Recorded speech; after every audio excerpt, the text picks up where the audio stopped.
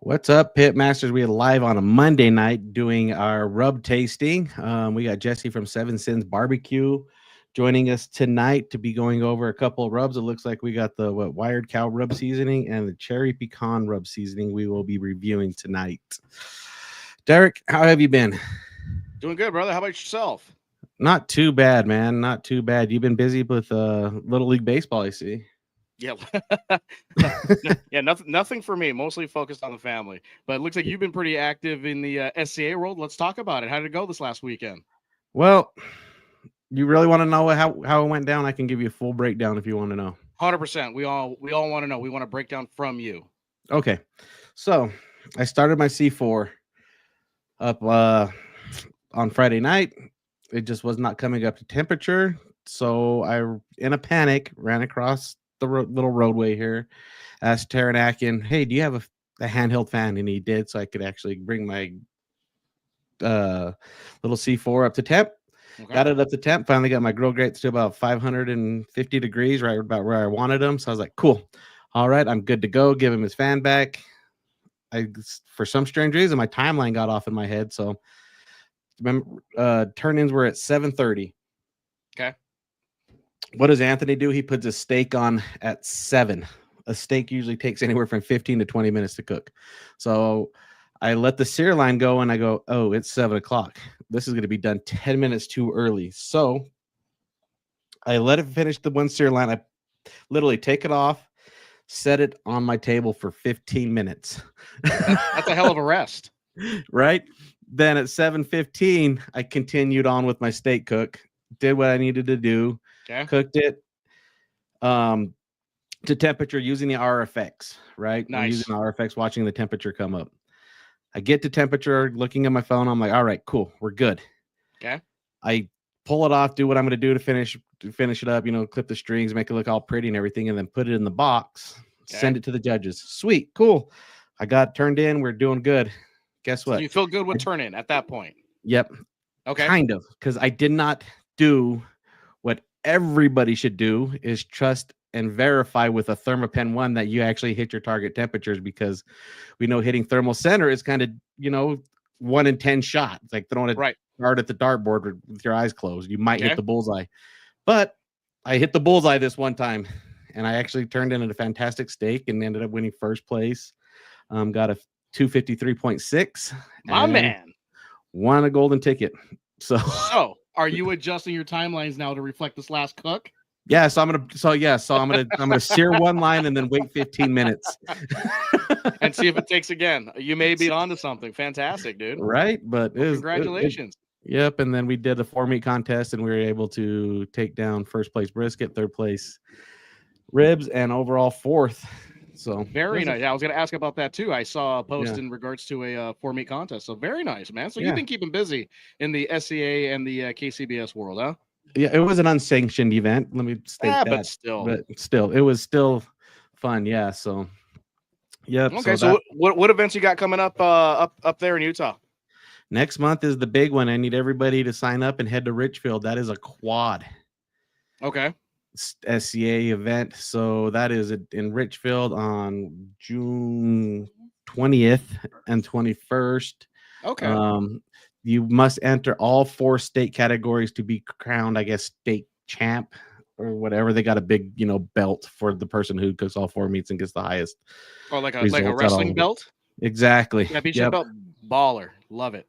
Yep, exactly. And then, Pitmaster Supply Company has some backyard events coming up throughout the summer.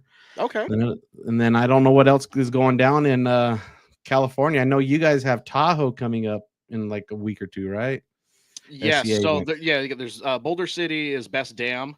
So that's the weekend of the 24th. This coming weekend is going to be this is a second year, different location, but in Temecula. So wine country in Southern California. So that's going to be happening on the 17th. That's hosted by the Rotary Club down there in Temecula. The following weekend, going into Labor Day weekend, again, we're talking about Boulder City, Nevada. So that's Best Damn. And then also, I believe we have the Barbecue Blues and Brew on the Bay in North Bend, Oregon. So that's a master series for KCBS. And then I think there's a backyard amateur contest in Fresno that same week. So like Memorial Day weekend kicks off, the grilling and barbecue season. So there's a lot of contests going on. And then so after the amateur in Fresno, the weekend of the May 31st going into June 1st is a double header in Norco in Southern California. So that's the barbecue, beer, and music contest in Norco. So that's at a equestrian center. And then I believe there is also Sweet Home that same weekend as well up in Oregon. Yep. Yeah. So and that one is a 2-day contest as well. So there's we're getting right into the middle of it all. So it's starting to heat up. Yes, it is, man. Yeah, that Sweet Home one was pretty cool. It's a double KCBS, so you get twice. That's wild. Yeah, absolutely. And the funnest thing is they have the cool trophies. I've never been. I've talked to everybody about it. I know Jesse's cooked it, who we're having on today with Seven Sins. They pay you out in cash, and it's $2 bills. Yeah. So that one isn't a sweet event, but there are some changes that I've heard. The city has taken over that competition. The guy has sold it. The original promoter has sold it, and I think the city's taking over. So there might be some different variances in that competition. But so just look out for those, and we will talk to somebody after that is cooked and just get the results of if they enjoyed it with the new ownership. Right. Contest. And everything we talked about will be up on the website, correct? Correct. Fantastic. If they send me the information. Very true. Very true. Right. Cool. All right, you ready to get into this? Yeah. Let's go talk to Jesse and see what he's been up to and see how many of those contests he's going to be cooking with this product. Let's go. We call it Thermapen 1, the first true 1-second cooking thermometer. Its unprecedented speed means Thermapen 1's responsiveness approaches the speed of thought.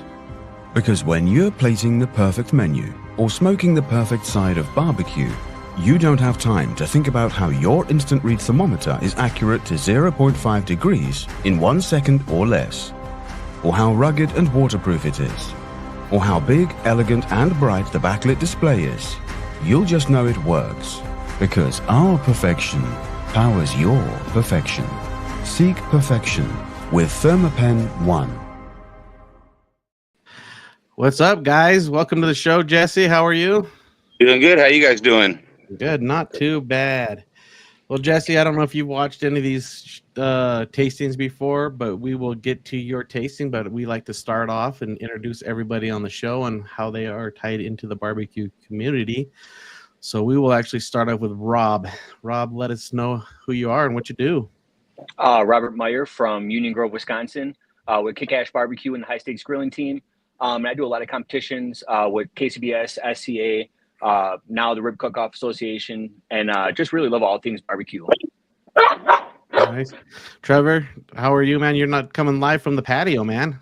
Yeah, sorry. It was like Windmageddon out there today. So I set up out there and I just couldn't even hear myself. So came into the basement and got relegated down here. But Trevor Jensen with Low Luna Barbecue and been doing some KCBS and judging and competing. I did a little bit of SCA before I just got my butt kicked out of it, but maybe try to get into it a little bit. I promised Anthony I'd go with him last weekend, but I got tied up in some other stuff. So sorry I left you high and dry, but it seems like you did good without me. So, but maybe get back out there with you. And, but yeah, just love everything barbecue, love eating it, cooking it and everything. So. Perfect. And John? Yeah, John, man. Primarily a KCBS and SCA rep, getting into organizing out of necessity up here in Alaska. So dabbling a little bit with that. Like everybody else, just love everything barbecue. We're headed down to Smoke Slam down in Memphis this weekend to help CBBQA run some cooking demos and stuff. And then sliding over the next weekend to KCBS World Invitational and running all the kids' Q stuff down there for them. So anyway, trying to get these youth involved as much as we can is kind of my goal in all of this. But looking forward to doing a little bit of cooking and competing, I think. So I may be calling you guys and hooking up with you and see if I can learn something here. Heck yeah. Quick question for you. Is Smoke Slam in Memphis and May the same thing, or are they separate contests? I'm so confused on this. So, it's a big political mess, but they are two separate massive events going on opposite ends of the city on the same weekend. So you've got, I would guess somewhere close to 70, 80, maybe close to $100,000 worth of prize money between the two. And it's, I was involved with Memphis in May last year. I thought I was going back this year, but then Kel with MBBQA did a little bit of different things, and so I'm going to end up at Smoke Slam 90% of the time this week. But yeah, they're two totally separate things, and we could do a whole podcast on that. So great, both great events. They really are. Maybe I should get the two promoters on at the same time and really let them hash it out and see what's going on. Yeah, good luck with that. Michael Peterson. Mike Peterson with M&J's Barbecue. We mainly do SEAs when the health provides. Last year has been a little rough. And then we do some catering. So been a world qualifier for the last 4 years. So that's about where we're at. Sweet. Kelly? Yeah, Kelly with Mental Voodoo Barbecue. I'm usually here with my better half, is Marty, but he's at work. But we do mainly SCA. I actually do a lot of ancillaries. He's the one that does all the meat, and he's kind of kicking butt right now. He got third in brisket this past weekend. Yeah. Very He did great. Did fantastic. That was a cool team that he was a part of too. Great people. It was a fun team. Yeah, it was. And then, yeah, you guys took third overall. You guys beat us out at overall, I think they did. So that was awesome. Yeah. That was awesome. Had a lot of fun. Yep. And then Derek. Hey, Derek Walls here with I'm part of Team West Coast Barbecue Shop down here in San Diego. Also still have ties and connections to Cali Barbecue, Cali BBQ Media as well. And I am primarily usually a KCBS contest cook when we have the contest or if it's within reasonable driving distance. But I'll judge and help, in the tent or where as needed. Helped organize a couple events back in the day. But anything barbecue related, I'm in. Heck yeah. All right, Jesse, this is on you. We're going big screen with you. So go ahead and tell us who you are and what you do. Let's go. All right. Hey, Jesse Collette with Sins BBQ. Been competing since 2013. I'm at 92 contests right now. Have 3 grand championships in KCBS, multiple top 10s in categories. Rub line developer with Sins BBQ. Got 7 different flavors out there.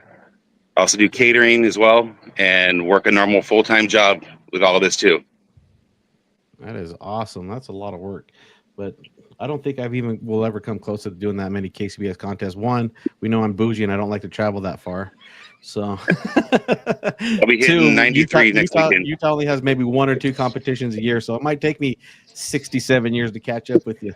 But now you have a trailer too, don't you? Yes, I do, but still. You bougie. But still, I will not cook a KCBS competition by myself just because it's so much. I gave up on that. I used to think I could, I feel like I still can, but dude, it's like a 4-day hangover with my body, it's a lot. It really is just a lot. But Jesse, we have 2 rubs here tonight. Which one would you like us to start off with? And when we're tasting them, go ahead and give us a little bit of breakdown with how you came up with it and the backstory about why we're giving these a little bit of a taste. All right, I guess we'll go oldest to newest. Let's hit with the cherry pecan first. So with that one, I'd already made a pecan rub prior, and I was looking for something to give a little bit of sweet and tart on that back end of it, and also develop a great color with it. So my original recipes were all using actual ground up pecans in the rub, and then with nut allergies, we went to a pecan flavoring. So I had to kind of like redevelop the whole rub to hit the same flavor notes that I wanted before. But that one, I love that one on pork and seafood too. I like doing it with salmon. It's really good on there. Yeah. So first thing that I pick up on it is obviously it's super, super sweet. It has a very well balanced smell on the nose. I don't know what kind of sugars you're using, but it's not I don't get the traditional brown sugar flavor that I do out of most rubs. It's the traditional, just the white cane sugar. And then also I'm getting that almost the woodiness, and that's probably from the pecan, but also I'm also getting a very strong, almost like a cherry back end off that pecan, which is very interesting. Yeah, so I do. It's mainly a granulated white sugar, in there, and I have some turbinado in there, and also some honey powder in there as well. Okay. So that's kind of your mixture on your sugar flavors. And then it's 2 different cherries I use. I use a dark cherry powder and a tart cherry powder. Okay. Yeah, because I really, really actually like this. I've never tried this product of yours, and I actually really like it. I wish I would have used it on the pork yesterday, but I'm not breaking my own rules that I set. But yeah, this is very well balanced. I really actually like this. This is something completely different than any of the other cherry pecan rubs I've ever tasted before. Yep. And I'm gonna kind of hit off that too, because some of the cherry rubs are like overpowering, like super, like almost like a fake cherry kind of. And this, I mean, it's got like you said, a good smell, but like that difference, it's a different sweet. It's like I keep dipping my finger, and it's like just a different flavor, but like Anthony said, very well balanced, but just a rub like I've never really had before. It's different, but good, very balanced, but just different. I think it's that honey powder that's giving that other layer of flavor on the sweetness. Yeah, so I was thinking it was the honey, but yeah, as far as like an aftertaste, that's not a fake cherry aftertaste. It's just really nice and smooth, and it's balanced. I didn't think I was gonna like it, but I actually really do. It's really good.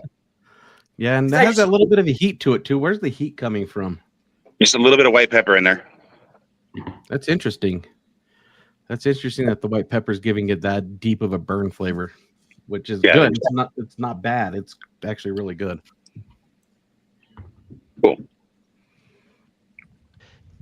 Yeah, I really enjoyed it. Sorry, go ahead, Ed.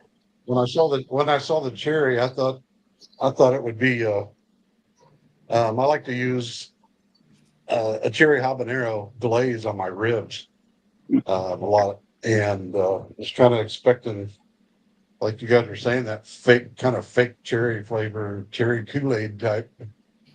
But this had like a real natural flavor. The sweet hit you real quick on the front, but it was a complex sweet. It wasn't just pure sugar. I enjoyed the honey, and of course pecan. You can't go wrong with the pecan. I enjoyed it. Nice job. All right. Cool. Yeah, I was going to kind of build on that one too to jump in there. For me, like originally, I did get that real kind of cherry Kool-Aid flavor, pretty strong, and then kind of that nutty, but kind of shook it up and got some of the bottom stuff, and it mixed in a little bit better there.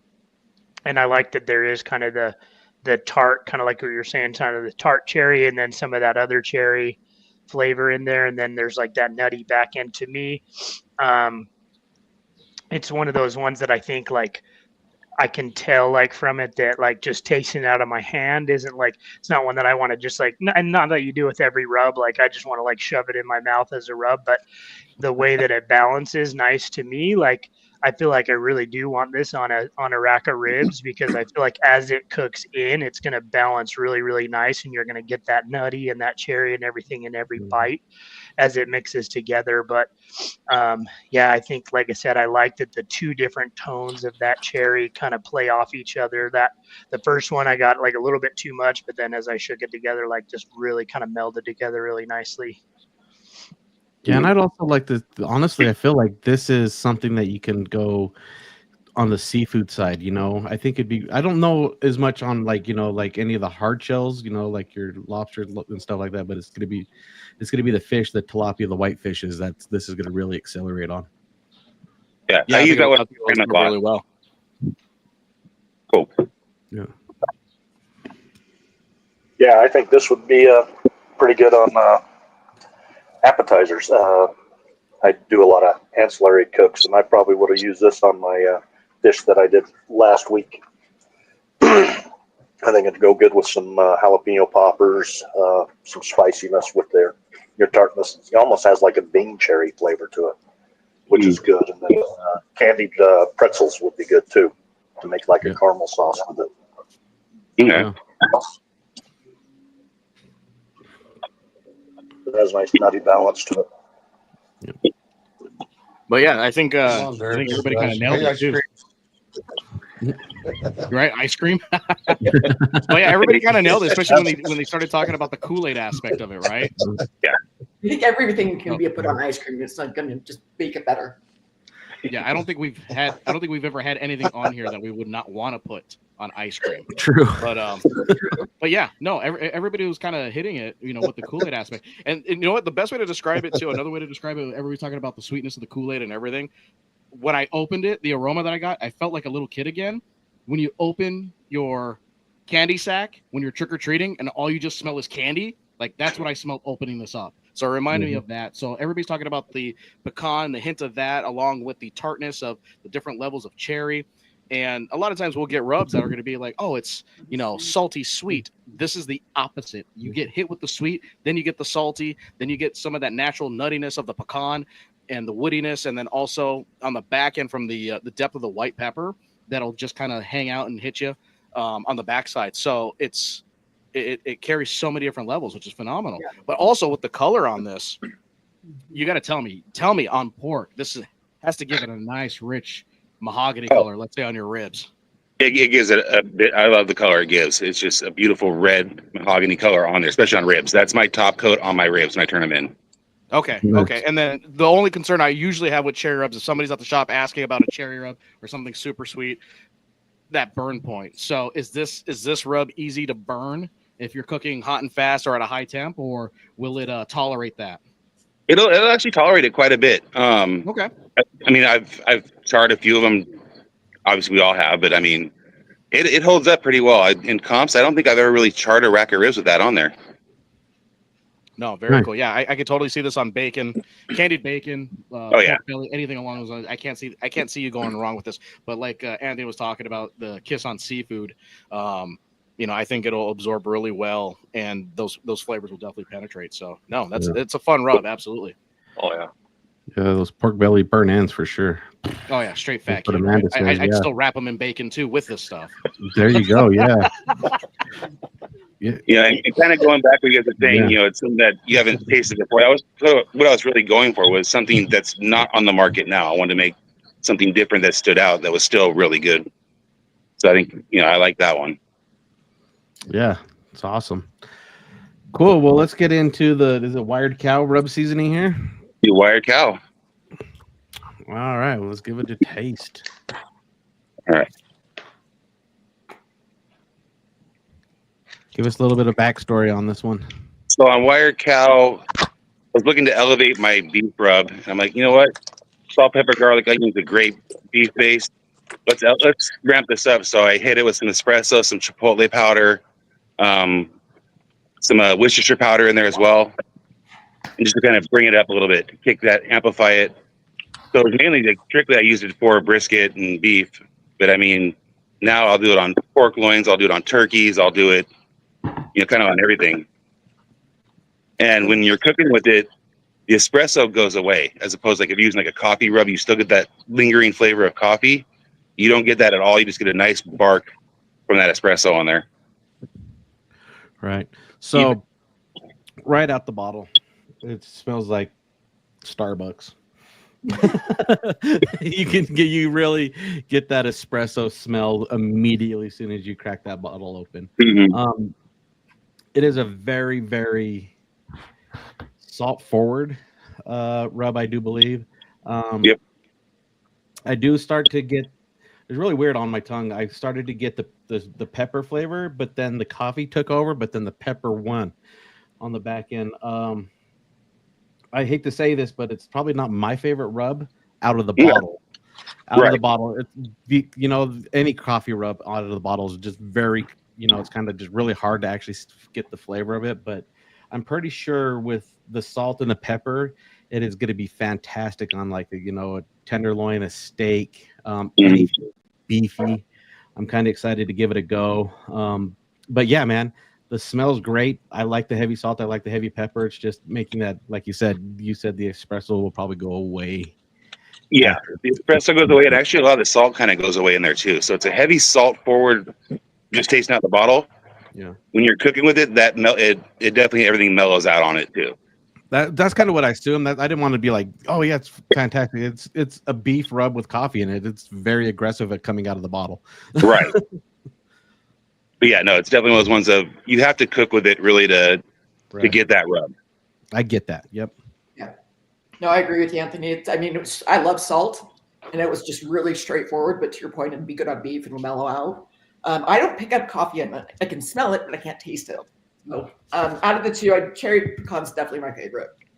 Okay, I'm gonna kind of touch on what you said too. Like I can smell straight out of the bottle. I can smell the coffee, but when I'm tasting it, I don't really like. I taste it like a lot of the garlic, the salt, and then I'm getting like a heat. Like my tongue's like a nice burn, but I don't really taste a whole lot of that coffee taste.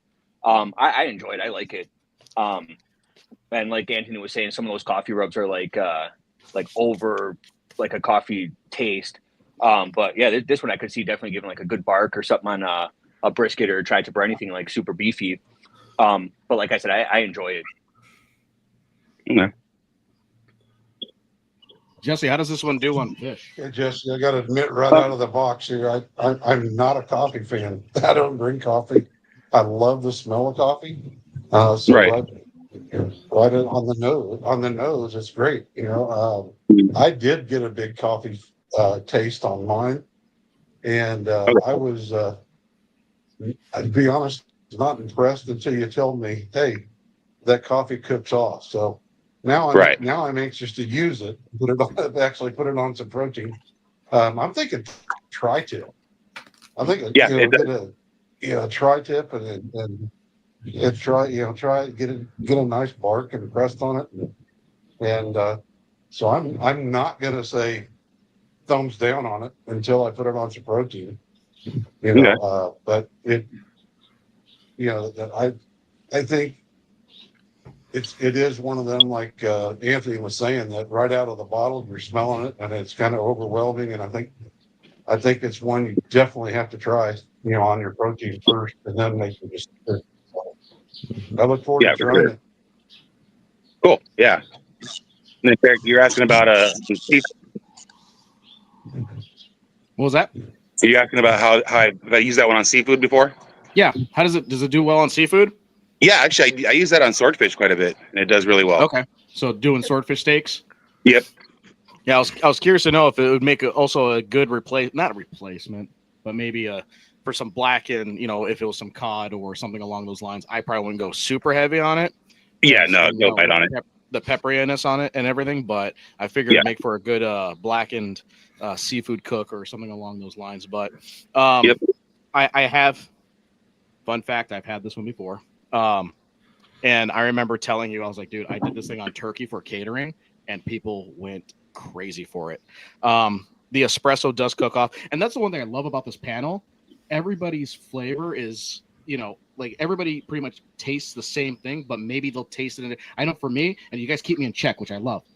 It's like, for me, it was like, okay, got the coffee right off the bat, but there was pepper, then it went to the salt, and then like I think Anthony was touching on it, it was like the coffee or the espresso and the pepper were battling it out, and the pepper took over, and then you get a little bit of the salt on the tail end as well, then some of the garlic and onion that's kind of peppered in there as well. So it definitely keeps you guessing. It definitely does. And I can see how some people might be off-putted by that if they taste it out of the bottle, but cooking with it totally takes it to another level. You're gonna get those aromatics off of it, I think, and it makes it a nice, fun rub, especially for beef. But yeah, like I could see the lighter colored meats, so like the turkey breast or chicken, seafood. That's what I was curious. It's like I would want to do that on like maybe some halibut or even some cheeks, halibut cheeks. But no, yeah, I think is that one considered kind of your underdog in a sense of your line? It's one of my highest selling rubs. Okay. But it actually took me going out and doing demos and showing people, because you had to push it. Same thing like you guys are saying, out of the bottle, it's like, yeah, it's kind of overpowering, but like, no, here, let me cook something with it, and you can really taste it, and it's like, wow, okay. Very cool. Yeah. Yeesh. Yeah, I think vegetables would be pretty good with them too. It's definitely one I want to get trying on brisket for sure. Obviously, that's one of the big ones for it. But I want to get a real heavy rub on a brisket with it for sure. Get some of that color, get some of that flavor and everything. I actually did get a little bit of kind of a vinegary. Maybe you mentioned maybe there was some Worcestershire or something in there, but I got a little bit of that. And so I like the depth of it, the flavor of it, and I love a real salty rub too. To be able to lay down a thick layer of that. And then I do love coffee. I'm a huge coffee guy. And so I hope it doesn't cook out too much. I hope I can get a little bit of that on there. So definitely an awesome rub. So this actually is my favorite of the two. So but definitely a good one. Super stoked to give it a try. I don't always love the coffee rubs, and it may just be because for a while there it was kind of like the fad. Everybody was putting out a coffee rub or whatever. But yeah, this one I do really like. Nice. Yeah, so definitely if you're going to go on a brisket, don't be afraid to go heavy on it. You'll be just fine. Yeah. Derek, you got me intrigued on the halibut. I just, if you want to send me some. Fresh halibut the other day, so.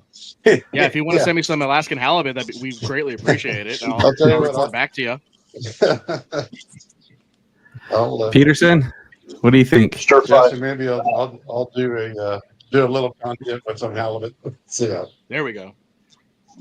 I'm thinking stir fry vegetables. Stir-fried vegetables, some picanha would be nice with the fire roasted on a rotisserie. I really looking forward to doing some squash zucchini with it to see how that enhances the flavor with the saltiness and the coffee, and see if it really cooks off. But I could see this being one of our. I actually prefer this one over the cherry because I like the heat in it. I could probably actually see me using it in some of the future competitions in the KCBS that we plan on doing Norute. So I like it. And the one thing I want to say too about both your rubs, even though that this one is a coffee and it's a beef rub, you'd think it'd kind of be more coarse and stuff. I like how both of your rubs are pretty fine, so I could see definitely how this would like melt into the ribs, and even like on top of the brisket, like putting this over the top, it would just kind of melt in and give you that nice little crust. Even though you got that salt flakes in there and stuff like that, it's not like a super coarse, heavy beef rub, which I like. Yeah. So. And Amanda said she just pretty much killed it with like all the breakfast, your potatoes, your she even said quiche would probably be good on top of a meal like that. And I think stir fry would be good too. Yeah. Yeah. Yep, I'll let you know on the stir fry. That's in the menu this week. We have a question for you, Jesse. Can you see it? It says, how did the Wired Cow score on brisket at the Royal? 4th place with a 180. There you go. There you go. It does pretty well. Why does it not say that on the label? Right? Yeah. Where's the award winning at on this thing? Oh, it's hidden on the side. It's on the side. I was going to say I did see that the award winning. Yeah. Yeah. Oh, yep. But 180 at the Royal, like that's some bragging rights right there. Yeah, that is. Yeah, run with that. It'll be on the new labels when I get them done. Yeah. Oh, there we go. Cool. Yeah. Yeah, so that one's one of those ones, like I said, out of the bottle, you're kind of like, well, cook with it. They're proven results on that rub. Yeah. And then we have a question. Where did the Seven Sins BBQ come from? Where did the name come from? Because Dickies was taken. It's really that simple? Pretty much. No, I wanted something different, and I already had the Seven Sins tattooed on my arm. Yeah. So, all right, cool. Let's go with that. And then just Sinfully Good Barbecue kind of rolled out of that for our tagline. Yeah. Yeah, I just want to go something different a little bit. Got it. Nice. Well, cool. You guys have final thoughts? My only final thought on it is, one, I got to cook with the Wired Cow, and I will get back to you on that on my full review on that. And then the cherry pecan rub here, man. I can see this being, almost a finisher for ribs. You can lay it on that backside, right where it hits their palate first. So I can see that as well, and I can't wait to see the color on that. Yeah, it'll do when it sweats out. You'll be impressed on that color. Yeah, I'm super excited for that. Hey, Jesse, can you go ahead and share what other flavors you got out there other than these two? So I have a all-purpose. I have a pecan. I have a pork rub, which is almost like it's so most people think of pork as a sweet. This one's a savory, citrusy pork rub. I actually love that rub. And then the beef rub and the wire cow. Sweet. Cool. No cool. sauces in the lineup All right. anymore? What's that? What's that? No sauces in the lineup anymore? Not right now. Okay. We may come back to that later, but keeping pushing the rubs for right now. Is the beef rub pretty much the same, but with the added espresso, or is there some key differences there? There is some differences. So the beef's gonna be your mainly salt, pepper, garlic, onion, a little bit of sugar, and that's about it in it. And then the cow's got the espresso. It's got some chipotle in there, plus it has the Worcestershire in it. Nice. So a couple little differences, but it's pretty much same base, and then I expanded off of it. Sweet. Well, cool. Any final thoughts on anybody else? Or are we good? No, thank you. Very good. Thank you very much. All right, Jesse. Let people know where they can purchase this and where they can follow you at. So you can purchase it down over in the Chula Vista area at West Coast Barbecue Shop. In Orange, you can get the Woodshed. If you're up in Northern California, at Loomis Backyard Ace and over at SenCal Smoke in Modesto, or you can go to 7sinsbarbecue.com. You can follow me on my socials. They're all at 7sins, except for TikTok. That's at the real 7sins. So yeah, that's pretty much where you can get them all right now. Perfect. That is awesome. Well, cool. Well, thank you everybody for joining us tonight. This is fantastic, and make sure you share those stories and tag him on these cooks. Let's see what we can do with them. Yeah, for sure. I'm Jesse, thanks again, man. Yeah, thank you. Hey, Derek, real quick, you forgot earlier. We also have Oroville this weekend coming up. We got what? Oroville. Yeah, that one's on there, right? You didn't mention it earlier. No, sorry. Are you cooking that one? Yeah, I am. Oh, that's why. That's the only reason why it came up. NorCal's cooking up NorCal, and Southern California's cooking Temecula. So, okay, of course. Yeah, but see, I mean, the nice thing is I go on both states, so that's always fun. That's true. So yeah, got to give love to NorCal once in a while.